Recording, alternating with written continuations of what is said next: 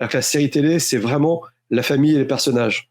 C'est comment une fausse famille devient une vraie famille, un peu. Et comment il merde à chaque fois, comme un super-héros merde à chaque fois, ou l'enfer bien, quoi.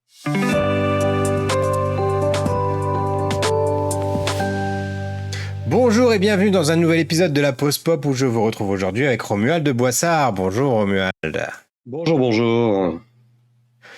Un épisode, le premier de la deuxième saison de la Pause Pop, donc 35e en tout. On va vous parler aujourd'hui de l'Umbrella Academy qui vient de terminer sur Netflix sa 4e saison, qui vient de tirer sa révérence parce que c'est la dernière saison de la série. Une série un petit peu hachée par le Covid, qui avait été un petit peu interrompue, qui avait été repoussée, voilà, et qui est finalement terminée, qui a enfin trouvé une conclusion. Une conclusion, et là je rentre tout de suite dans le vif du sujet, on va pas tourner autour du pot. Une conclusion expédiée, j'ai envie de dire. Qu'est-ce que t'en as pensé, toi, Romuald ? Alors, moi, j'ai plutôt aimé. Voilà, la question, c'est est-ce que cette conclusion est expédiée ou est-ce que finalement la série n'a pas été trop rallongée avant ? Oui, c'est vrai. Voilà, c'est qu'à un moment, il fallait conclure et on va en parler. Parce que c'est une série, il faut le rappeler, est tirée d'un comics du même nom, qui est... alors, il y a deux personnes qui sont... Il y a un auteur, un co-auteur, j'imagine qu'il y en a un qui est à l'écriture, l'autre qui est au dessin, puisqu'il y a Gérard Way, qui n'est rien d'autre que le chanteur de My Chemical Romance. Et donc, c'est inspiré d'un comics. Tu dis c'est rallongé, parce que le comics, lui, est radicalement différent, c'est ça ? Alors, oui. Donc, le comics, lui, n'est pas fini. C'est-à-dire que là, si tu veux avoir une conclusion de l'histoire, elle est dans la série et le comics, il en pose depuis un bon moment. Et globalement, ce que j'ai cru comprendre, c'est que les auteurs voulaient profiter un peu aussi de la série pour clôturer l'histoire. Et on n'est pas sûr du tout que la suite arrivera en comics. Voilà. On s'arrêtait sur l'épisode de l'hôtel et il y avait deux petits hors-séries d'histoires courtes. Voilà. Après, c'est le déroulé d'histoire qui est différent, c'est les protagonistes qui sont différents et les thématiques qui sont différents. La série télé est très autour de on provoque l'apocalypse à chaque fois. Il y a beaucoup dans l'hôtel, par exemple, l'hôtel Oblivion, c'est un peu tous les super méchants qui sont fermés là-bas. Donc il y a un autre personnage qui n'a jamais été développé dans la série télé et il s'évade. Donc c'est un peu différent. Et pour te dire, ça finissait, je spoil les saisons d'avant, ça finissait avec les Sparrows. C'est-à-dire qu'il y a un moment, le robot maman. C'est pas trop gros spoil, je ne spoil pas. Voilà. Je ne mets pas le spoil, alerte. Mais maman amenait notre ami, c'est moi qui ai un blanc, celle qui utilise le son, qui est maintenant jouée par Elliot Page, découvrir les Sparrows. Donc on s'arrêtait en plus dans le comic sur les Sparrows, on ne savait pas plus, alors que ça a longuement été développé dans la saison précédente à la télé. Donc ils sont plus en avance et nous on est frustrés au niveau du comics et il faut que je me taise un peu. C'est une série moi dans laquelle j'ai réussi à rentrer quand même tout de suite. Je me souviens à peu près de la saison 1, même si j'avoue j'ai pas re-regardé le reste. Enfin, je veux dire, il y a tellement de choses à regarder, c'est difficile de trouver du temps pour regarder des séries à nouveau. Mais je suis rentré dedans tout de suite, notamment via le personnage de numéro 5 qui est totalement excellent. Enfin, moi j'ai des personnages qui sont aussi bien écrits que ça, je trouve que c'est assez rare. Il est très bien joué à l'écran. Alors je sais pas si c'est la même chose dans le comics. D'ailleurs, j'en profite qu'on fasse une petite parenthèse. Est-ce que tu peux nous dire rapidement les grandes différences dans le comics entre les personnages de la série et les personnages du comics ? Luther déjà dans la série, il a un corps de singe. On a l'impression que c'est une mutation, alors que dans le comics, il a ça parce qu'il est Space Boy. Il vole. Et dans la mission pour Mars, il est gravement blessé, donc on greffe sa tête sur un corps de singe pour le sauver. On est dans un monde où il y a plein de personnages singes qui sont présents, comme le singe dans le comics. Dans le comics, la mort de leur père est naturelle, en fait. Il n'y a pas de mystère, il n'y a pas d'assassinat, rien. Là, je spoil la saison 1. Sinon, effectivement, c'est le numéro 5 qui est au cœur de tout, avec l'histoire de son saut temporel et puis l'aptitude de ses pouvoirs. Après, l'histoire de l'hôtel est complètement différente, parce que l'hôtel Oblivion, c'est là où leur père enferme les méchants. C'est un endroit de réhabilitation. Et donc, c'est un des enfants d'un des méchants qui veut sortir son père de là, et qui va les libérer. Et ça finissait comme ça dans une espèce de bazar général où ils vont tous mourir. Je résume un peu. Et donc, ils sont sauvés par les Sparrows, qui apparaissent. Et ça s'arrête là. Après, il y a Chacha et... j'ai oublié le nom, Hazel, que moi j'adore dans le comics. Le comics en fait est plus délirant si tu veux. Eux ils ont des masques qu'on voit un moment dans la saison 4.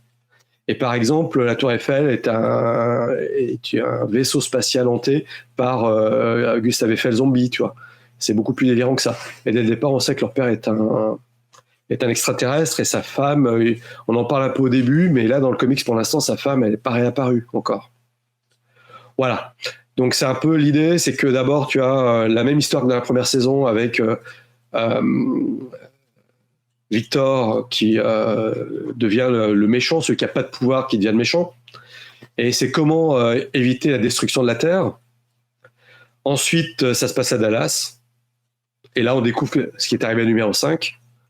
Et le 3e tome, c'est Hôtel Oblivion, qui finit donc avec les méchants qui sont libérés, qui ont l'air de prendre le dessus, et les Sparrows qui arrivent pour se révéler et renverser la donne. Si je fais à peu près bref. Et les Chacha, à un moment, justement, ils récupèrent les armes nucléaires données par Jeff Kennedy, ils font sauter la planète. Donc le reboot temporel, là, c'est pas directement les Umbrella Academy qui détruit le monde comme à chaque fois, c'est Chacha et Zell qui ont les armes nucléaires et qui trouvent rien de plus rigolo que de les faire sauter. Voilà. Ils sont complètement dingues, de toute façon. Voilà. Mais ça, c'est aussi un truc que j'ai trouvé assez appréciable dans la série, c'est qu'on a les antagonistes qui sont un petit peu, il faut un peu penser aux 2 antagonistes qu'on voit dans les Pokémon en fait. C'est un peu les Bonnie et Clyde. Ouais. Ils sont là ça. Et c'est un peu le comic relief pour le coup, c'est eux les comic relief. Et en même temps, ils deviennent vite attachants. Enfin, c'est incroyable.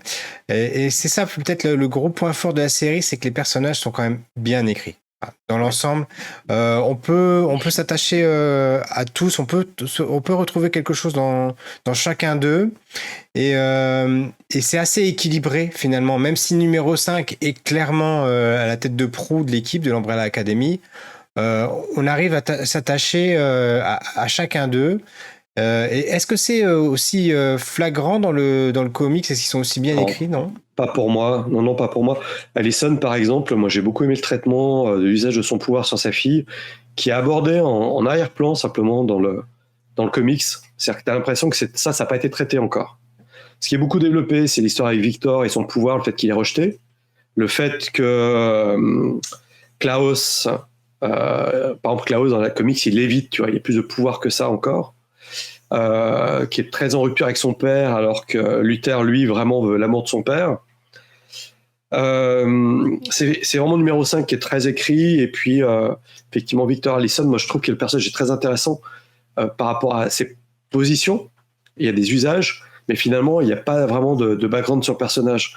Dans le comics, c'est plus tout le décorum étrange qui est présent, le père qui est très très présent, et la trame, les personnages sont moins travaillés, donc moi c'est vraiment ce que j'avais apprécié dans la série télé. Et en plus au début ils utilisent des musiques que les vieux comme moi adoraient, c'est de mon enfance.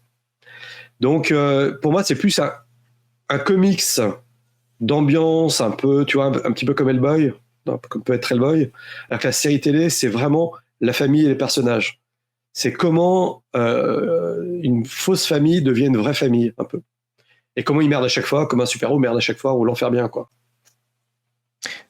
C'est vrai que c'est probablement un des points forts de la série, c'est de se dire qu'il y a une ambiance, il y a des personnages, et que l'histoire, il faut pas s'arrêter. Alors si vous aimez pas la fiction, il faut pas s'arrêter au fait que ce soit une fiction, parce que finalement la fiction elle est là que pour soutenir le propos, elle est pas du tout le centre du propos.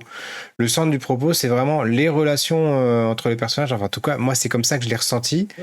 Et cette ambiance qui est assez unique, même au niveau de la colorimétrie, etc. Il y a une touche vraiment spécifique, voilà qu'on retrouve. Je sais plus tant quand on le retrouvait un truc similaire. T'as des exemples en tête, mais moi ça m'inspire, ça me faisait penser à autre chose, mais j'ai jamais réussi à mettre le doigt sur quoi en fait. Je ne sais pas, moi j'ai retrouvé beaucoup ça actuellement dans les Anneaux de pouvoir, tu vois. Ouais, ça au niveau de l'image. Ouais. Dans House of Dragon, je trouve aussi qu'il y a des colorimétries assez incroyables sur les vêtements, sur les ambiances. C'est-à-dire que tu sais instantanément où tu es. Là, dans la série, je trouve que c'est les personnages qui sont très bien typés. Et l'hôtel qui est au centre de la 3e saison, il est juste sublime, l'hôtel. Alors que c'est pas du tout le cas. Il est en décrépitude. C'est un endroit pourri dans le comics. Là, Moi, ça me faisait penser un peu à Cube, tu sais, à un moment avec les designs, les formes, les rebonds. Et à côté de ça, tu as des monstres très présents. Donc, je suis en train d'oublier, mais il y avait effectivement un réalisateur qui avait utilisé ce genre de design avec des personnages qu'on découpait en tranches et des choses comme ça. Je retrouvais un peu ces thématiques, j'aurais tendance à dire un peu asiatique, tu vois, comme pouvait être aussi Maldoror d'asiatique à un moment. Voilà. Le comics, lui, est beaucoup plus terne finalement. Tu vois, là, il y a plus de pêche, de couleurs, d'ambiance. Voilà. Mais non. Et presque la. Et puis après, il y a aussi un petit peu la private joke presque à la fin avec le. Je spoil presque, mais le Baby Shark, là, il y a un truc voilà. là-dedans, c'est assez Il a fait que j'explique à ma femme Baby Shark, ouais. Voilà. Une série, toi, tu la recommanderais à quel type de public, cette série? Eh bien, écoute, bizarrement, je trouve qu'elle est familiale. C'est-à-dire que, alors mon fils n'a pas voulu, Florent n'a pas voulu vraiment la regarder, mais je désespère pas forcément de l'intéresser. Mais j'ai regardé avec ma femme qui est pas forcément. Umbrella, c'est quand même violent par moment. Tu vois, c'est des choses elle a moins envie en ce moment. Mais ce qui marche justement, c'est les personnages. C'est-à-dire qu'on est dans une ambiance qui fonctionne bien, tu t'attaches, et puis mine de rien, à chaque fois, très vite, on comprend que c'est qu'est-ce qui va déconner dans leur résolution pour que ça marche pas. Et en plus, c'est très intéressant. Si je peux pas, tu parlais des couleurs, tu as peut-être Loki parce qu'il y a quand même un usage du multivers, ça qui est quand même pas du tout inintéressant. Loki, tout simplement. Ouais. Sauf que là, on t'explique qu'il n'y a pas un multivers, c'est comment le temps se résout en lui-même, parce que quand tu modifies quelque chose, tu crées des réalités parallèles, oui, mais finalement, il va en rester qu'une peut-être, tu vois. Donc, c'est vraiment aussi toujours... là, il y a vraiment un côté à grand pouvoir, à grande responsabilité. Et quand tu découvres des choses, c'est comment tu vas les résoudre. La série est toujours en train de t'amener quelque part d'un peu nouveau. Dans la saison 4, on recherche un personnage. Quand on va arriver dans la ville où il y a un personnage, il y a tout un tas de choses qui se mettent en place. Et là où est l'usage du multivers, sans trop spoiler, c'est qu'il y a des gens qui ont l'impression qu'il existait d'autres choses, qui viennent sans doute des autres saisons, mais plus que ça. Et vu que très vite, donc c'est saison 2, je crois, peut-être avant, il y a ce côté, il y a une instance de régulation du temps, on peut dire, des déviations temporelles, comme dans Loki, forcément. Et numéro 5 est lié à ça. Ça a été très, très développé dans la série télé, j'aurais tendance à dire peut-être un peu trop à un moment. Mais je trouve qu'ils font un très bon usage de ça. Donc tu es toujours un peu surpris, parce que tu te demandes ce qui peut arriver, tu vas peut-être tomber dans des univers un peu différents. Et Chacha et Zell en sont le côté typique, tu vois, avec des décalages, ils ont un chef poisson rouge, il y a tout un truc avec les donuts à un moment qui est quand même... Alors dans le comic, c'est beaucoup plus saillant que ça, et vraiment ça tourne un peu au même endroit. Mais comme tu dis, ils en ont fait des personnages qui fonctionnent très bien. Il y a l'usage des pouvoirs dans la mallette. Ça, je trouve qu'il y a du rétro-futuring, tu vois, un peu. Tout à fait, ouais. C'est-à-dire que, toi, d'un seul coup, je pense à Brésil, tu vois, le film de Terry Gilliam. Oui, aussi, ouais. C'est-à-dire qu'il y a toutes ces influences-là qui sont intéressantes. Et Netflix ne nous a pas toujours habitués forcément à des séries qui soient belles qualitativement, visuellement, tu vois. Voilà. Si je te disais, donc moi, en ce moment, ce que je regarde, c'est le Zorro avec du jardin, où je retrouve ce soin des ambiances et des costumes, tu vois. Donc on peut aussi en France faire des choses colorées. D'accord. Bah écoute, je te propose de finir cette émission sur cette note colorée, d'ailleurs, voilà, où on pourra peut-être d'ailleurs, pourquoi pas, faire une émission sur Zorro, si on se décide, nous, de notre côté, à le regarder. Ouais. Tu la recommandes d'ailleurs, c'est une série que tu nous as recommandée. Moi, j'aime bien. C'est ce que tu avais dit. Ouais, voilà. Bah, disons que, alors excuse-moi Marie, mais c'est vrai que le mot français, pour moi, n'est pas toujours bien associé. J'ai bien aimé la version espagnole, enfin, hispanique du Zorro. Et du jardin, tout ça, j'avais peur que ça tombe dans des travers. Et j'aime bien, oui, ma femme aime bien, mon fils aime bien, parce que c'est une série qui est, comment dirais-je, qui est décalée et drôle, mais sérieusement. Il y a des scènes de KPDP qui sont bien, c'est beau.